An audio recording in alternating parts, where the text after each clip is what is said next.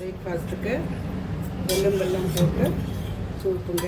லஞ்சுக்கு தக்காளி வெங்காயம் போட்டு தேங்காயெல்லாம் போடாமல் இந்த குழம்பே இருக்கும். இதையும் கொஞ்சம் ஊற்றி சாப்பிடுவோம் மத்தியானம்.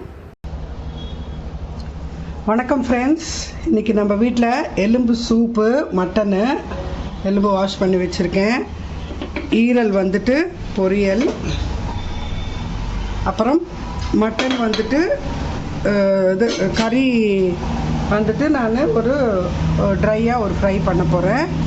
இப்போது இதில் இந்த ஈரலில் நான் வெங்காயம் தக்காளி எதுவும் போட போகிறதில்ல. உப்பு, மஞ்சள் பொடி, தனியா பொடி, மிளகாத்தூள் போட்டு இதில் வேக வச்சுக்கிறேன். அந்த ஸ்டவ் ஆன் பண்ணிக்கிறேன்.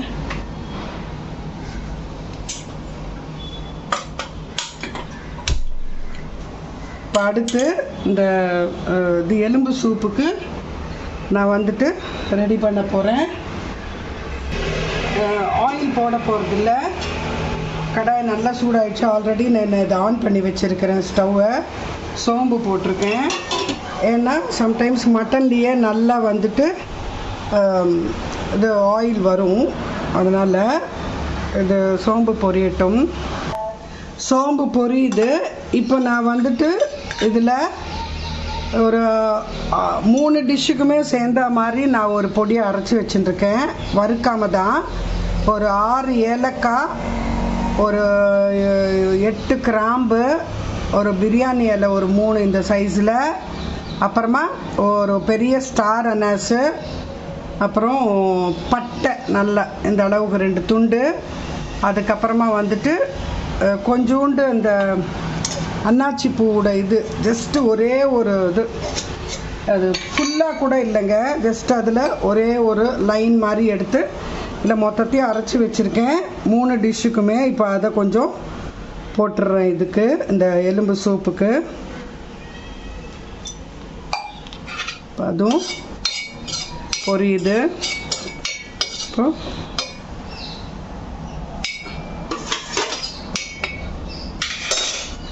லைட்டாக பொரிஞ்சிச்சு, ரொம்ப இது பண்ண வேண்டாம்.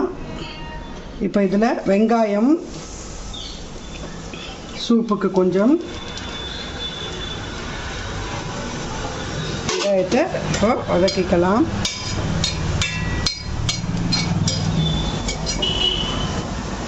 அந்த ஸ்டவ்வை கொஞ்சம் குறைச்சிக்கலாம் இதை. ஏன்னா அந்த இந்த பாயிண்ட்டுக்கு வந்துருச்சு. வந்தவுடனே கொஞ்சம் குறைச்சி வச்சிடுறேன்.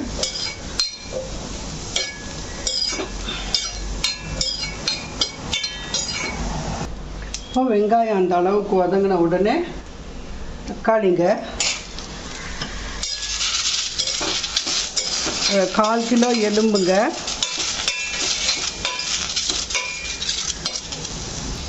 இது ஆக்சுவலாக மூடி வச்சு இது பண்ணாதாங்க நல்லா வேகும். ஆனால் நான் மூடி எவ்ரி டைம் வச்சு எடுக்கிறது டிஸ்டர்ப்டாக இருக்குது உங்களுக்கு காட்டுறதுக்கு. அதனால் வந்துட்டு நான் மூடி வைக்கிறச்ச கட் பண்ணுறேன்.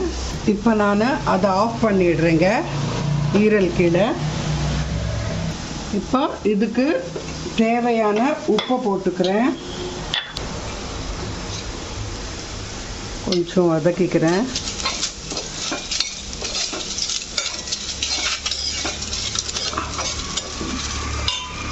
அதுலேயே மஞ்சள் தூள்,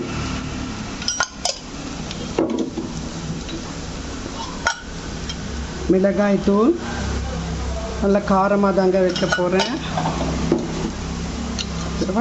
தனியா தூள்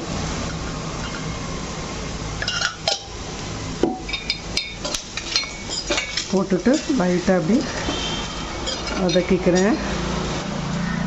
இப்போது இந்த வாஷ் பண்ணி வச்ச எலும்பு இதில் போட்டுருவேங்க.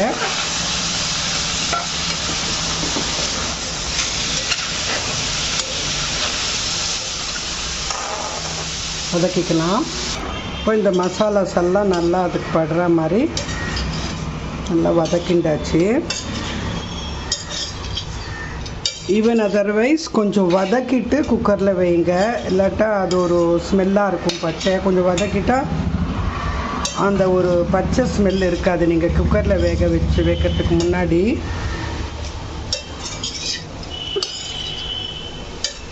இப்போ இதில் தண்ணி ஊற்றிக்கிறேன். உங்களுக்கு எவ்வளோ வேணுமோ அவ்வளோ தண்ணி பார்த்து ஊற்றிக்கோங்க. நான் இந்த அளவுக்கு தண்ணி ஊற்றிக்கிறேன்.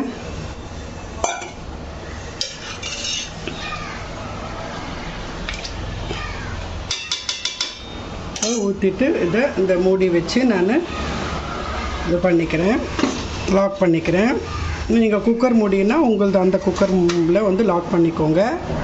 எலும்புக்கு மட்டும் நிறைய ஒரு 10 விசில் வச்சுக்கோங்க. அப்போ தான் அதில் இருக்கிற எசன்ஸ் எல்லாமே இறங்கும். உங்கள் குக்கரை பொறுத்து சில குக்கர் வந்துட்டு டக்கு டக்கு டக்குன்னு விசில்ஸ் வந்துடும். அது தகுந்த மாதிரி பார்த்து பண்ணிக்கோங்க. சில குக்கர் வந்து நிறுத்தி நிதானமாக வரும் விசிலு.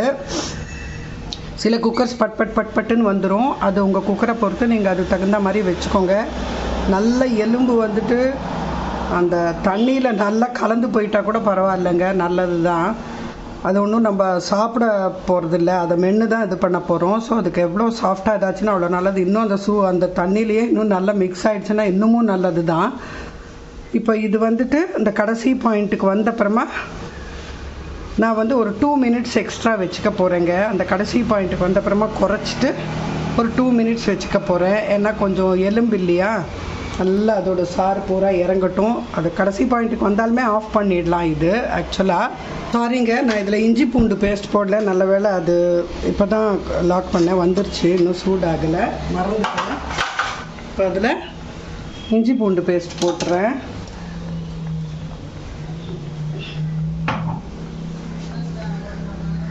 அந்த தக்காளி வெங்காயமோடு வதக்கி இருந்தால் நல்லா இருந்திருக்கும். நான் எல்லாத்துக்கும் சேர்த்து தாங்க அரைச்சிட்டேன். நல்லா ஒரு இந்த விரலில் 3 விரல் அளவுக்கு இஞ்சி, ஒரு பெரிய பெரிய அந்த இது ஃப்ளவர் இது பூண்டு எடுத்து எல்லாத்துக்கும் சேர்த்து அரைச்சிட்டேன். அதே மாதிரி இதுலேயும் வந்துட்டு நான் இப்போ இந்த சூட்லேயே இந்த இஞ்சி பூண்டை போட்டுடுறேன்.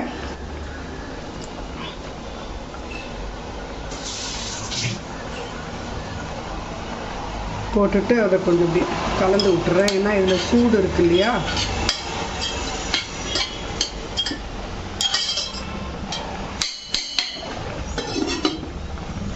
அதுலேயே நல்லா இந்த இஞ்சி பூண்டை மிக்ஸ் பண்ணி விட்டுறேன்.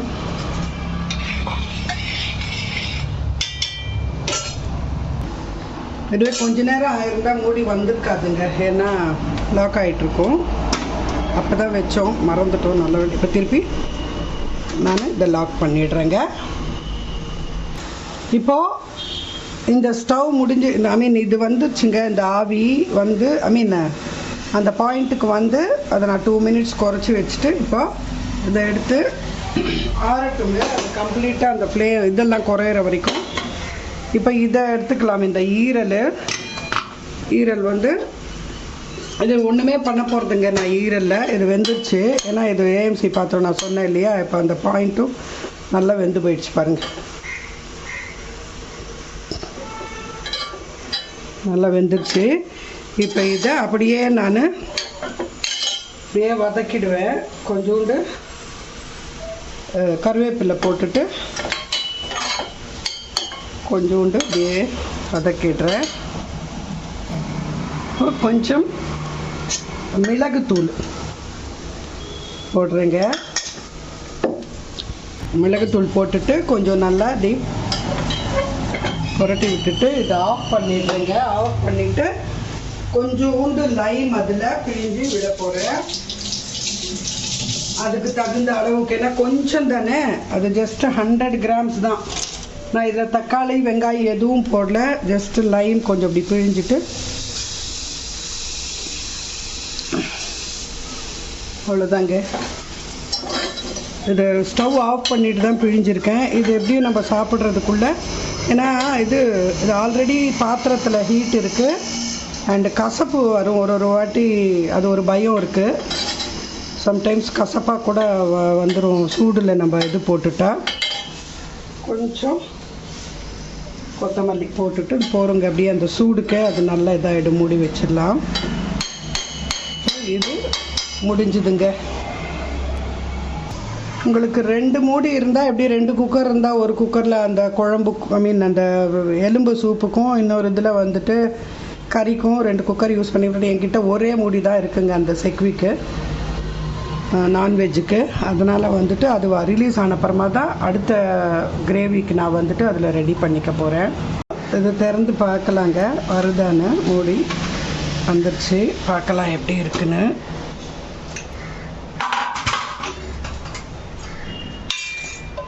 பாருங்க,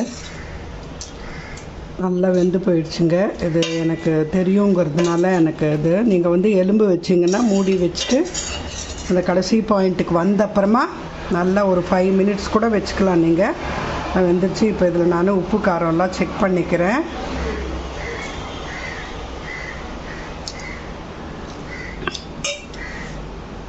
எல்லாமே நல்லா இருக்குங்க. நான் கொஞ்சோண்டு மிளகுத்தூள் போடுறேங்க. கொஞ்சம் கரமாக தான் பண்ணிக்கணும்னு இது நான் அது டிசைட் பண்ணியிருக்கேன். இப்போ கொஞ்சம் ஸ்டவ் ஆன் பண்ணிக்கிட்டு இதில் கொத்தமல்லி கருவேப்பிலை போட்டுடலாம். இதில் நான் தேங்காயெல்லாம் போட போகிறதில்ல. சூடாக தான் இருக்குது, இது கொதிக்க வைக்கணும்னு கூட இல்லை. ஜஸ்ட்டு ஒரு பாயில் வரட்டும், அவ்வளோதான். ஆனால் அது ஆல்ரெடி சூடாக தான் இருக்குது, ஏன்னா இப்போ தானே மூடி ரிலீஸ் பண்ணோம், அதனால் சூடாகவே இருக்குது. இது இவ்வளோ தாங்க. நான் இதை வேறு பாத்திரத்துக்கு கொட்டின்ட்டேங்க எடுத்து.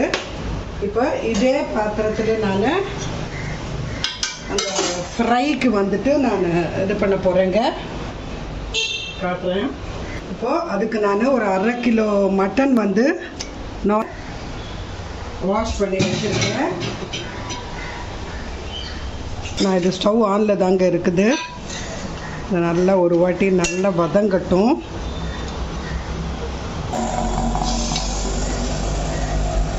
நல்லா இது கொஞ்சம் நல்லா ஹை ஃப்ளேமில் வச்சு நல்லா வதக்கிக்கலாம்.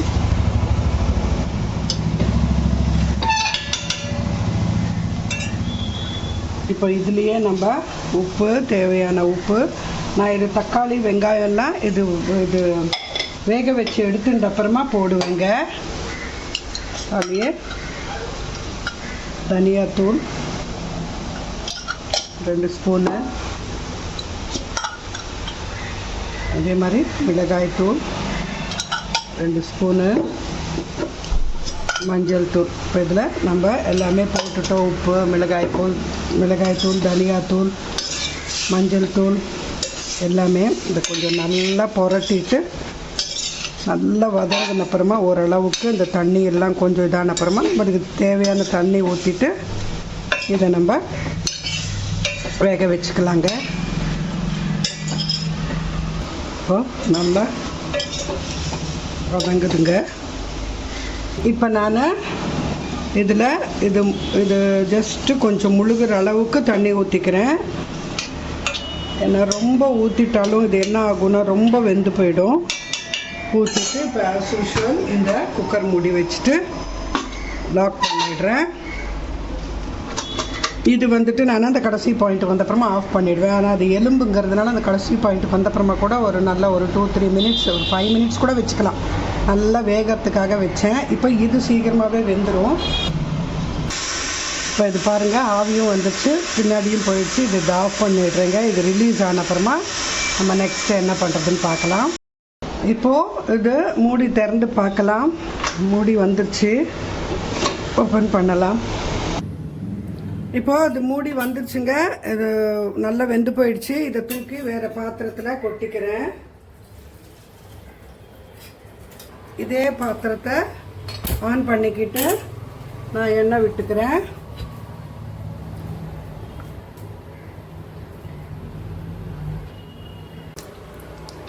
இப்போ இந்த எண்ணெய் சூடாயிடுச்சு. அதில் நான் சோம்பு போடுறேங்க.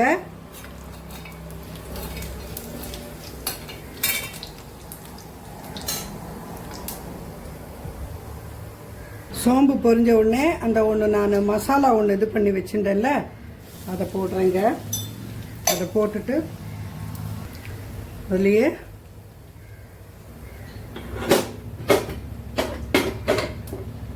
நம்ம ஈரல் கொஞ்சம் இது பண்ணி வச்சுருந்துட்டோம் இல்லையா, அது கொஞ்சம் எடுத்து இதில் போட்டுடலாம். கொஞ்சம் போட்டுட்டு இந்த மசாலாவை அதுக்கு அப்படி புரட்டி விட்டுடலாம். இப்போ இதில் கருவேப்பிலை, வெங்காயம்,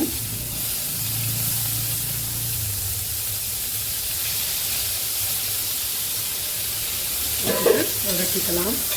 தக்காளி போட்டுடலாம்.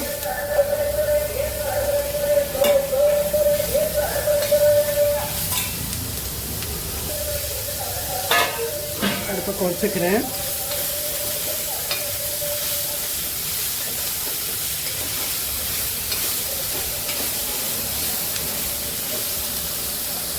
இப்போ இதில் அரைச்சி வச்ச இஞ்சி பூண்டு பேஸ்ட் போட்டுடுறேன்.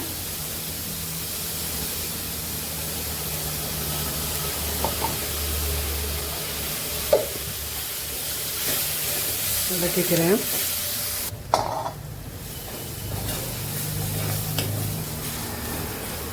இது எப்படியும் இப்போ நம்ம இந்த கறியும் போட்டு வேக வைக்க போகிறோம். அதனால் இதில் தண்ணி வந்திருக்கு நிறைய. அதனால் இந்த எல்லாமே நல்லா வெந்துடும். இதுக்கு இந்த தண்ணியோடு சேர்த்து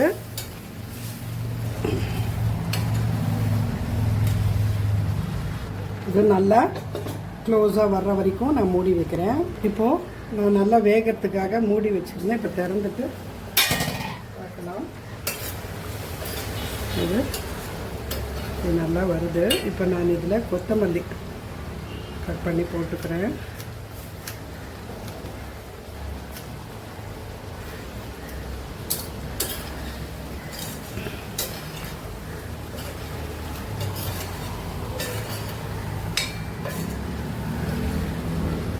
இந்த மாதிரி கிட்டைக்கு வந்துடுச்சு. இப்போ இதில் கொஞ்சம் மிளகுத்தூள் போட்டுக்கலாம். நல்லா காரமாக இருக்கிறதுக்காக நான் மிளகுத்தூள் நிறையவே போடுறேன்.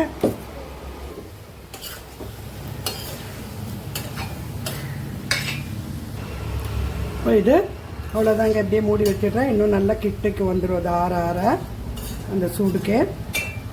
லஞ்ச் ப்ரிப்பரேஷன் கொஞ்சமாக ஈரல், இல்லை எதுவே தக்காளி வெங்காயம்லாம் போடுறீங்க. அப்புறமா மார்னிங் இட்லிக்கு பிரேக்ஃபாஸ்ட்டுக்கு வெல்லம் போட்டு தேங்காய் போடாமல் சூப்புங்க.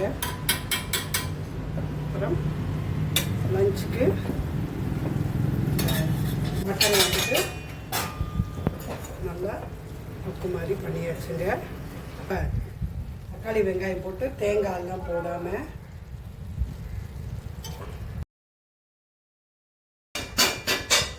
அதாங்க நம்ம வீட்டில் வச்சு இந்த குழம்பே இருக்கும். இதையும் கொஞ்சம் ஊற்றி சாப்பிடுவோம் மத்தியானம்.